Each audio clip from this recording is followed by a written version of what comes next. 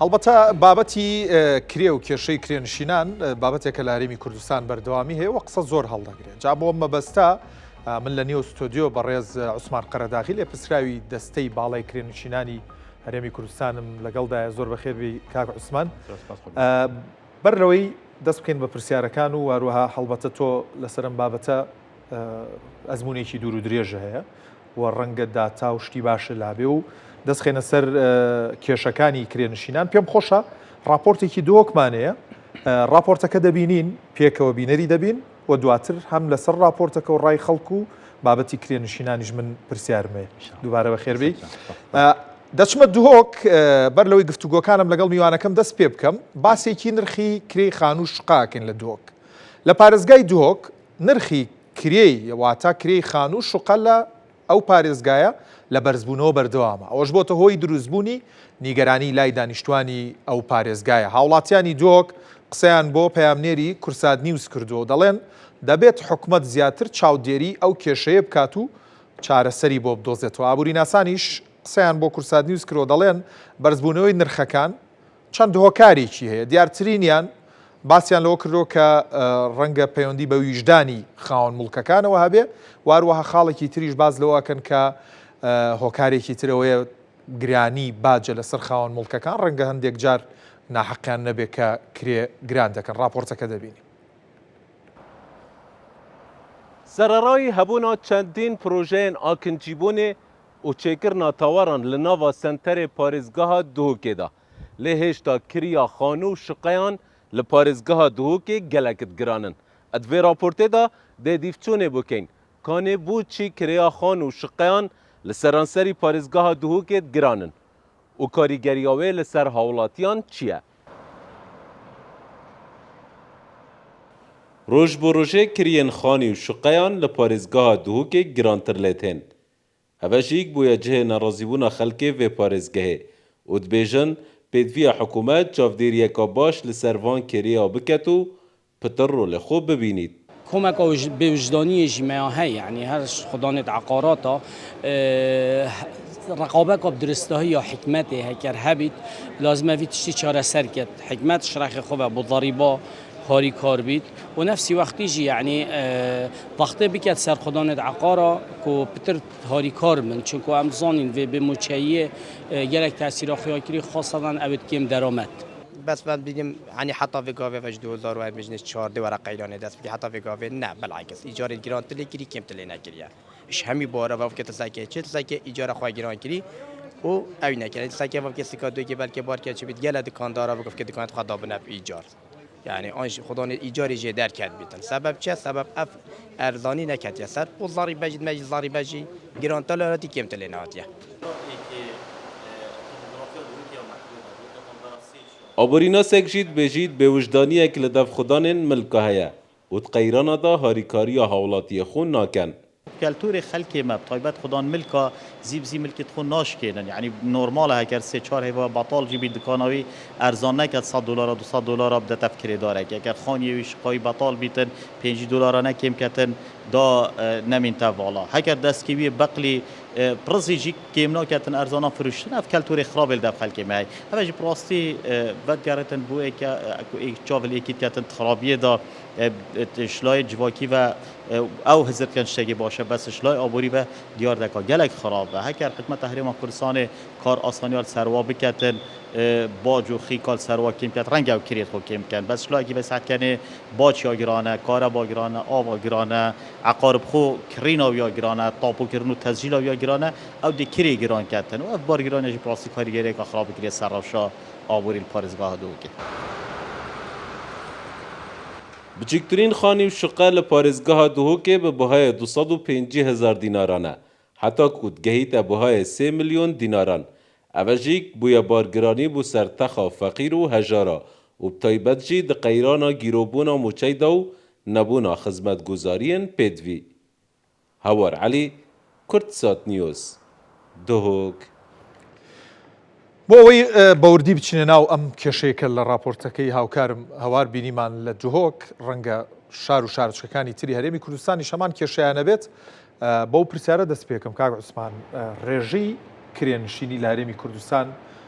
چیمان پێڵە ئایا لەم ساڵانە ئەم دوایە بەرز بۆ تۆ یا دابەزیەوە دەستخۆشی لە بەڕستانەکەم سوپاس و ڕێزم بۆ هەموو بینەرانی کەناڵی کوسات نوێزی عزیز بەڵێ ئێمە گەر باس بکەین لە کێشە و مەشاکل و گرفتی کرێنشین ناتوانین بە بەرنامەیەکی بچووک ئاوا جێبەجێ بکەین لەبەرەوەی کۆمەڵێک گرفت و کێشە و مەشاکل لە هەریکە لەو خێزاننا هەیە کە کرێنشینن بەدەست کەمی خزمەتگوزاری خانەکە و بەدەست کێشە و مەشاکلەوە بەدەست مەسەلەی نەبوونی موچە و هەروەها کار و پیشە و لە کوردستانە هەمووی وەساوە ئەمانە بەڕاستی خۆی لە خۆیان چیرۆکی زۆر دوورودێژ و چەندەها مەشاکل و گرفتی گەورەی لێبێتەوە بەڵام ئەوەی پرسیارەکەی جەنابتە کە ڕێژەی کرێنشین ساڵ بە ساڵ بەرزەبێت و یا دابەزێ خۆی پلانی هەموو ئەبێت هەموو کێشەکانی وردە بەرەو کەمبوون بڕات بەرەو چارەسەر بڕات بەرەو وردە وای لێبێت نەمێنێت بەڵام بەداخەوە لێرە لەبەرەوەی لە کوردستانە پلان نییە ئەوەی پلان هەیە بۆ دروستکردنی ئەو هەموو شوقە و ڤێلا بەرزانەیە کە دەبین لە سیتەکان لە هەموو کوردستانە هەیە لە سلێمانی لە تۆک لە تەنان لە قەزە و ناحەکانیشە هەیە بەڵام بەداخەوەنی هیچ سوودێکی بۆ بەرژەوەندی بۆ خەڵکی بەخی لۆژارۆ کام دەرامەت نییە بۆیە ڕێژەکە چیمان پێڵ بۆیە ڕێژەکە لە ساڵی پار دیاریکراوە 200 بۆ 250,000 کرێنشین لە کوردستانە هەیە بەڵام ئێستا ئەتوانم تەمان زیاتر بێ بۆ هۆکاری زیادبوونەکەی خەڵک هەرچەند ئێستا دواکەوتووە لە پرۆسی زەواج بەڵام وردەوە لە زەواج هەرە بێ بەشی خۆی ئەوە ئەبێتە هۆی ئەوەی کە خانوو کەم بێتەوە و شوقە کەم بێتەوە لایەنێکی تری کاتە خێزانەکان گەورە دەبن جادە لایەنی تریشان ئەم هەموو ئاوارە و ئەم هەموو گەشت و گوزار و خەڵکی بۆ سەفرە و سیاحەت و ئەمانش کاریگەری لایەنێکی تری هەیە لەسەر مەسەلەی کە ئەوەی کێنشین وردە بەرە و هەڵاوسان بڕاو باسی هەندێک ئەوت کرد کە پرۆژەکان زیادە بەڵام ئەخرەوەشمان بیر نەچێت پرۆژە ڕاگەیەنرا بۆ کرێنشینان چەند هەزاریەکە لە خۆ دەگرێت ئەم پرۆژە بە کوێ گەیشت ئایا پرۆژەیەکی لەم جۆرە گەر بە تەواوی جێبەجێ بکرێ کێشەی کرێنشینان چارەسەر ناکە بەڵێ بەداخۆ من دەڵێم هیچ کاتی حکومەتی هەرێمی کوردستان پلای نەبوو بۆ ناوبردنی یا بۆ کەمکردنەوەی یا بۆ بچووکردنەوەی ئەم گرفتە کە گرفتێکی گەورە و سەرێکیە بڕوا بکە زۆر جار خواردن ئەتوانی بە بچووکترین بشی بچووک بە نان و ئاو دەربات و ژەمەخوارەکان تەحمل بکەیت تاکو ژەمێکی تا هاوکاریگەیت تا ئیشێکی تر بەڵام بەداخەوە کرێنشین وانە حکومت بڵێ پلانی هەیە بەڵام پلانەکە بۆ خەڵک نییە بۆ کەم دەرامەت نییە بۆ خوارەوە نییە ئەوەیە دەبینی ساڵانە موافقە لەسەر دروستکردنی چەندەها یەکەی کرێنشین یەکەی نیشتەجێبوون ئەکرێ بۆ ئەو شارانەوە بەرهێنا ئەو شارانەی کامانە بەڵام کێ سوود لەوانە ئەبینێ من ناڵێم هەر ڕەبزی ناکەمەوە کۆمەڵی خەڵک سوودی لێ بینێ بەڵام توان بڵێم لە 100 ڕەنگە 25 سوودی لێ بین لەبەرەوەی نەموچەی هەیە نەتوانای هەیە نەکرێکاری هەیە بیکە و موچەکەش بۆ حاڵ و شێوەیە کە دەبینێت یەکانی کرێنشینان گەیشت بە دەرەنجامی ئەوانەی بڵێن ئەوە ئاوایە کە ئێستا دەبین ئەوانە دروست کراوە ئەتوان بڵێم لە 175 چۆڵە ئەوە دەبین هەموو شەوانە لە هەموو کەناڵەکانە ئەمانی کە حکومەت دروستی کردووە ئەوە بڕیار بوو ئێمە لە ئەبایە 15 ئەوەی ئەلان کرایە و دابش کرایە شەوەکەی ئێمە مقابلەیەک ماموو لە کوردستان نوویست لەگەڵ نوێنەری وەبەرهێنانی سێمانیە نوێنەری ئاوەدانکردنەوەی سێمانی لە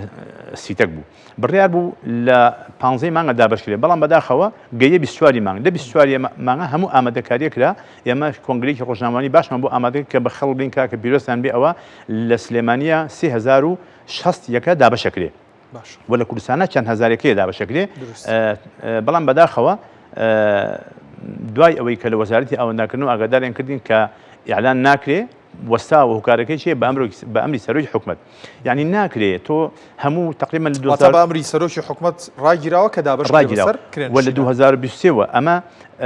خاڵمەندی بۆ کراوە فۆرم پڕکراوەتەوە لەو بڕام ئەگەر بێقەبڕێنی بە پارە هەر کەسێ 15,000 20 سەرپرێزیان لە 2 میلیارد دینار سەر بکراوە بۆ ئەوە کە خەڵک سلە باخەڵی خۆی سەرفی کردووە بەڵێ بەڵام بەداخەوە چەندەها کەس ئەو ڕۆژە لەو بڕام ئەگەر ئیشی بێکاری و بێکرێکاری بێ نەچوێت دەرەوە چاوەڕێی ئەو هەڵە بووە بەڵام بەداخەوە هەواڵەکە هەواڵی خۆشی بوو بە هەواڵی ناخۆشی بوو بە باریکی دەرونی قورس لە ناو دڵی خەڵکی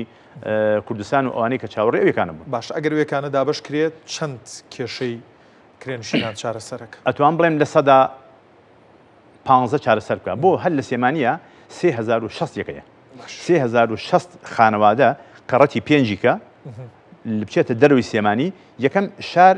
چۆڵێکی پێوە بێ ئیزدیحام فۆزا نامێنێ کرێش دابەزێت تەمان لەو کاتا ئەگەر خانووی ئیسە بە 300,000 بە 400,000 بێ ئەو کاتە بە 200,000 بێ ئەمەش کارێکی باشە بۆ ئەوی کە دوای ئەوەگەر شمولی نەکات کرێکی بێ بەڵام بەداخەوە باش ئەمە 15% چارەسەرەکە 85%ەکەی تری تۆک و کەسێک کە ئەزمون لەم بابەتەیە هەیە چارەسەر چییە بۆ ئەوەی کێشەی کرێنشینان کەم بکرێتەوە قوربان چارەسەر ئەوەیە کە ئەم هەموو یەکانەیەکرێن ئێمە خۆمان داوامان کردووە چونتە لای بەڕێز سەرۆکی و بەرهێنانی گشتی سێمانی ڕابردوو و ئێستش داوامان لە جەنابی شێتی ئەوەش کەیسە لە ئیشایە ئەوانەی کە ئەکرێن ڕێژەیەکی لە 120 لە 125 بدەن بە ئێمە بیدەن بەو کۆمەڵە ئێمە هەموو بەرپرسیاتی هەڵەگرین کاکە هەمان سیعر بەڵام بۆ نمونە پێشێکەکەی داوای دەفتەرێکە ئەم کەمتر بە واتە بە پێشەکی کەم و قستێکی ماغانەی کەم بەڵێ لەبەرەوە ئەوان دایان ناوی سەر دەبین هەمووی چۆڵ ئەعلانی بۆ کرێ هیچ سوودی نییە و لایەنێ لایەنی دووهەمیان ئەو پرۆژانەی کە وەزارەتی ئاودانکردنەوە دروستی کردووە لە 2011 تا ئیسە هەر وا دروست نەبووە بیر لەوە بکەنەوە ئەوە دروستکەن بە پێشینەیەکی کەم و بە ماغانەی کەم بیدەن بە خەڵک ئەوە کارێکی باشە وەکۆمانە سیتە کوزریێز و کەڵاوانان و ئەوانەی کە لە هەولێر و دۆ و شوێنەکانی تر هەن بەڵام بەداخەوە کاکمان ئەبینین کە حکوومەت وەزارەتی شارەوانی زەویەکی زۆری ڕاگەیاندووە کە دەدرێت بە فەرمانبەران ئەم زەویانە دەکرێ بڵین دەتوانێت کێشەی کرێنشینان کەم کاتەوە نەخێر بۆچی من خۆم مامۆستام هاو ڕەفیق و برادەرەکان نایانەیە کەس نازانێت زەوی لەکوێیە ئەمە یەک دووهەمیش یعنی ئێستش کەس نازانێت زەویەکەی لەکوێیە بەڵام شوێنە دیاری کراوە مەسەلا نازانین لەکوێیە ئەمە یەک دووهەمیان کەی خزمەتگوزاری و ئاوادانی ئەچێتە ئەو شوێنە ئەمە بچیەک لێ بە خەڵکی فەقیر ناکرێ هەموو شوێنێ ئەگەر پێشێکی خزمەتگوزاری و جادە و ئاو ئاوڕێتیا بێ خەڵک خۆی چێ بە قەرز و خۆڵ و ئەملا شتێکە لەبەرەوە ئەوە هیچ کاریگەری لەسەر دابەزینی ئەزمەی کرێکی و ئەوانە نیە بەی شوێک بەڵ سەبارەت بە لە نێو ڕاپۆرتەکەیە باز لە ویژدانی خاوەن مڵکەکانەکە تا چەند ئەوەی ئێوە چاودێریتان کردووە خاوەن مڵک کێشە لە دۆخێکی وەکو ئێستاە کە لە ماوەی 9 مانگە 6 موچە دابش کراوە تا چەند خاوەن مڵکەکان بە ویژدانەوە مامەڵاکەن لەگەڵ کرێچیەکانە هەر ئێستا گەیشتمە ناوە تەلەفۆنم بۆ هاتوو ئەوە 3 مانگی لەسەرە چەند برادەری تەلەفۆنیان بۆ کردوم ئەوە ئێستا لەمبارێکە دوای پیشان دەدەم 3 مانگی لەسەرە بەڵێ کابرات هاوکاری کردووە بەڵام ئیتر چاوسوکردنەوەی شتای بڕاستی زۆر خراپە خەڵک زۆر بێتاقەتە زۆر خاوەن خانوەکان ئاگاداری نەکەن خاوەن خانوویش ناقی نییە ڕەنگە هەرچی توانا و هێزی و بێ لە ڕابردووە ئەوەی کرد بێ ئێستا و دەسمایەکێتی ماگانە ڕەنگە موچەیەکی بەسیێ بێ یا موچەیەکی نەبێ بەوە ئەژی من خاوەنی خانوەکانی زۆر ناقیان ناگرم بەڵام هەنێکیانەیە بەرامبەر خەڵکی فەقیر وەژار و کەم دەرەمەد و کرێنشین تونوتیژن و هەموو کاتێ پێڵێن ئەبێ بڕۆی تو دەرچی لە خانوەکەم داواکاری چیتان لە خاوەن مڵکەکانی وەکو ئەوی کە ئێوە کۆمەڵی کرێنشینان وەڵام من زۆر جار لە هەموو کاتێکە لە ڕەمەزانە ئەڵێم داواکەم بە مامۆستاکان ئاینەکانیش بە وەقابیشمان دووە هیچ نەبێ خۆ ئەو هەت سەدەقەیەکە لە ڕەمەزانە ونیە ئەسەدەقە تەتبع البەلا سەدەقە بەڵاکان لەسەر لابە ئەو کرێ بکەن بە سەدەقەیە بیان بە خاوەن خانۆکە هەم خۆشەویستی لەبینی ئەو دوانەشا دروستە بێ هەم خوایش ئاگادارە و ئەوەی بووەکە بە زەخیرەیەک و پاداشی ئەو ناوڕەنگە لەم لاش خێل لەبینێ بۆیە داوامان لیانە تکایە لەگەڵ خاوەن خانۆکانە لەسەر خۆی نەرمونی ئەغڵ کرێچەکان لەسەر خۆی نەرمونیا بن هۆکارەکە ئەوەیە هۆکارەکە ئەوان نین بەڕاستی موظفێک ئەوەی من تەلەفۆنی بۆ کردم موظفە بەڵێ 350,000 کرێکەی 300,000 ئەی ماڵ ئەی منداڵ ئەی نەخۆش ئەی ئەملا ئەی هاتچۆ ئەی ئەمانە بەڕاستی قورسە بەڵام بەداخەوە ئەوەی کە گوێ ناداتە ئەمە خۆی کرێکی نییە ئەوانەی کە خاوەن دەسن خۆیان کرێچین ئەگەر وابێ بڕوا بکە هەموو ساڵی پلانەیە بۆ چاکردنی ئەو کێشەیە بەڵ بریاکات زیاتر لە بەردەست بۆیە بۆی زیاتر ڕۆبچین بە ناو کێشەی کرێنشینان لە دەرفەتێکی ترا پێم خۆشە کاتی زیاتر بەم بابەتە بین بەڕێز عوسمان قەرەداغی لێ پرسراوی دەستەی باڵی کرێنشینانی هەرێم من یەک داوام هەیە لە سەرۆی حکومەت جەنابی کاقوبات تکایە ئەو 3600 لێرەیە دابەشیکەن ئەگەر ئەم ساڵێکی زەیقەت و بەهێز بێ وەکو دەڵێن بڕوا بکە هەمووانە ڕوخێن ئەو کاتە دوو جار عیبە عیبەیە بۆ حکومەت عیبەیە بۆ ئەوەی کە تا ئیسەمایە و دابش نەکرا زۆر سپاس کاتمان گرتی